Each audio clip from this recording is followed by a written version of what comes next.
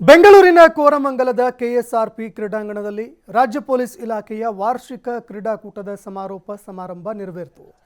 ಕ್ರೀಡಾಕೂಟದಲ್ಲಿ ಒಟ್ಟು 40 ತಂಡಗಳು ಭಾಗವಹಿಸಿದ್ದು, ವಿವಿಧ ಕ್ರೀಡೆಗಳಿಗೆ ನಡೆದಂತಹ ಸ್ಪರ್ಧೆಗಳಲ್ಲಿ ವಿಜೇತರಾದ ಸ್ಪರ್ಧಾಳುಗಳಿಗೆ ಗೃಹ ಸಚಿವ ಡಾಕ್ಟರ್ ಜಿ ಪರಮೇಶ್ವರ್ ಬಹುಮಾನವನ್ನು ವಿತರಣೆ ಮಾಡಿದರು. ಬಳಿಕ ಸಾಹಸ ಪ್ರದರ್ಶನ ಕಾರ್ಯಕ್ರಮ ಎಲ್ಲರ ಗಮನ ಸೆಳೆಯಿತು. ಗರುಡ ಪಡೆಯ ಬಸ್ ಹೈಜಾಕ್ ರಕ್ಷಣಾ ಅಣಕು ಕಾರ್ಯಾಚರಣೆಯು ನೆರೆದಿದ್ದವರನ್ನ ನಿಬ್ಬೆರಗಾಗಿಸಿತು. ನಂತರದಲ್ಲಿ ನಡೆದಂತಹ ಟೆಂಟ್ ಪೆಗ್ಗಿಂಗ್ ಸಾಹಸ ಮೆಚ್ಚುಗೆಗೆ ಪಾತ್ರವಾಯಿತು.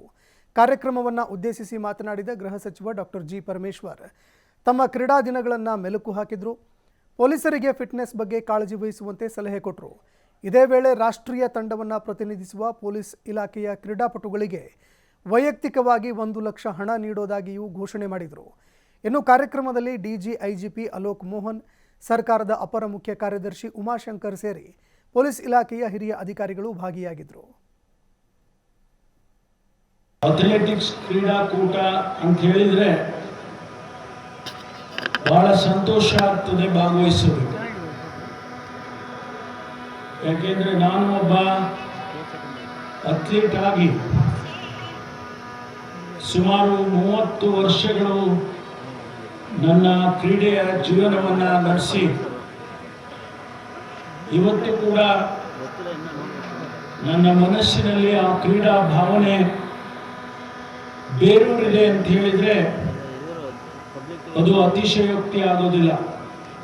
ಕ್ರೀಡೆಯ ಉದ್ದೇಶ ಯಾವತ್ತೂ ಕೂಡ ಬರೀ ಗೆದಿಯೋದಕ್ಕಷ್ಟೇ ಅಲ್ಲ, ಭಾಗವಹಿಸಿ ಅದರಲ್ಲಿ ಸೋತ್ರೂ ಕೂಡ